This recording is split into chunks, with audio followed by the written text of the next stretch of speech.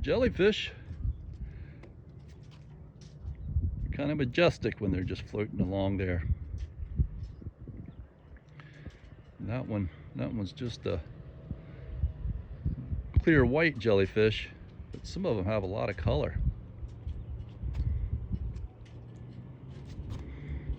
And usually when there's one, there's a bunch. They all come in on the tide together. He was swimming pretty fast, wasn't he?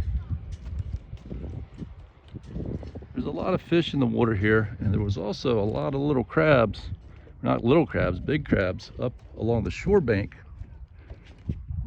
over there.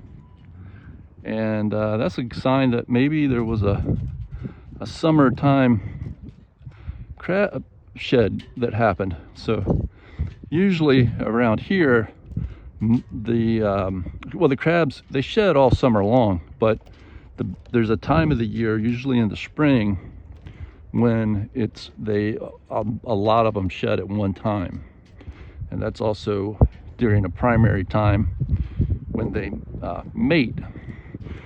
But sometimes you also get that at the end of summer or later in summer, and I'm assuming that's what's happened.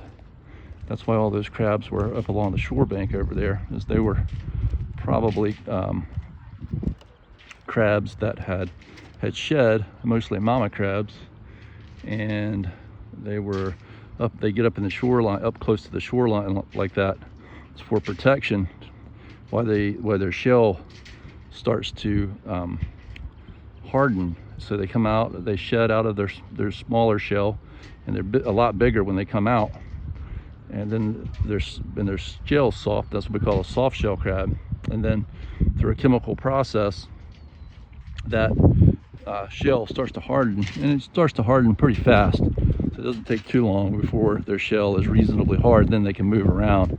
When they're real soft, when they first shed, they can't even really move. They're very delicate, and it doesn't. And so they got to have a safe place to start to rebuild the calcium in their shell. And it's not just the calcium in their shell. There's a lot of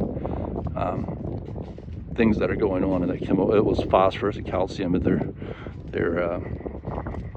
but there's also enzymes and proteins and things that they're producing when they shed, to start the process of getting the calcification, or if that's the right word, it's the mineralization might be a better word.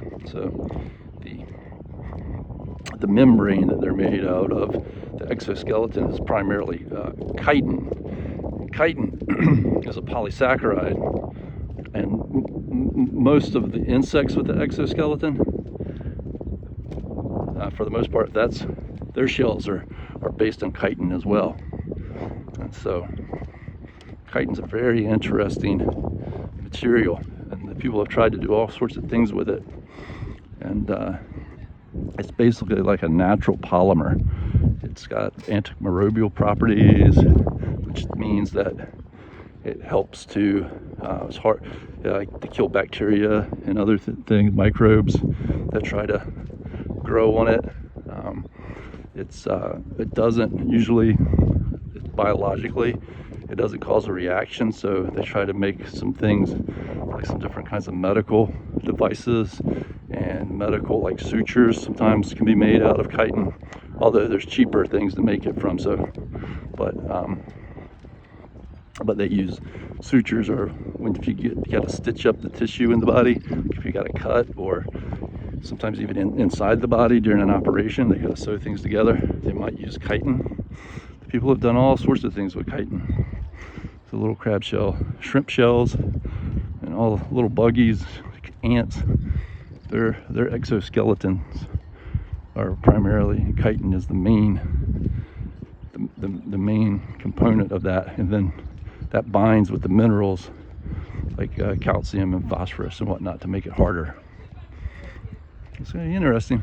It's a beautiful summer day, summer evening. I love you.